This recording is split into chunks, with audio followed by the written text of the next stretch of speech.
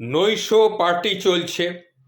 সেই নৈশ পার্টিতে অংশগ্রহণকারী সকলেই অল্প বিস্তর একটু আধটু ঢুকু ঢুকু পান করে বেসামাল হয়ে গেছে। মাঝরাতের একটু পরে এক ভদ্রলোক বাকিদের উদ্দেশ্যে বললেন, এই যে বন্ধুরা, যদিও আমি অনেকগুলো পেগ খেয়ে ফেলেছি, কিন্তু তবুও আমি এখনো ঠিক আছি। কিন্তু আমি তো একজন দায়িত্বশীল নাগরিক, সেই জন্যে আমি কিন্তু নিজে ড্রাইভ করে বাড়িতে যাব না। আমি আমি একটা ক্যাব বুক করেছি, সেই ক্যাবে ওই এসে গেছে আমার ক্যাবটা, আমি ওতে চড়েই বাড়ি যাচ্ছি। হ্যাঁ, সবাইকে বলছি আমি বাড়ি যাচ্ছি, টাটা।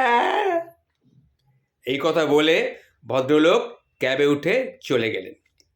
সবাই তখন তাকে খুব প্রশংসা করতে লাগলো, যাক ভদ্রলোকের দায়িত্বশীল ভদ্রলোক, সুতরাং এই অবস্থায় গাড়ি না চালিয়ে খুব ভালোই করেছেন।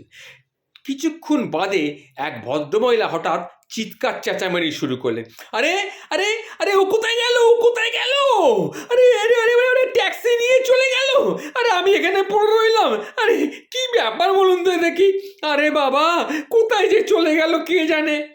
তখন সকলে বুঝলো যে ওই ভদ্রমহিলা ওই ভদ্রলোকের স্ত্রী, ওই ভদ্রমহিলা ভদ্রলোকের স্ত্রী। সম্ভবত নেশার ঝোঁকে স্ত্রীকে তিনি কোনো কিছু বুঝতে পারেননি, নেশার ঝোঁকে স্ত্রীকে ফেলেই তিনি বাড়িতে চলে গেছেন। তখন সকলে ভদ্রমহিলাকে সান্ত্বনা দিতে লাগলো এবং তাকে বাড়ি পৌঁছে দেবে বলে সবাই বলতে লাগলো। তখন ভদ্রমহিলা আরও রেগে গেলেন,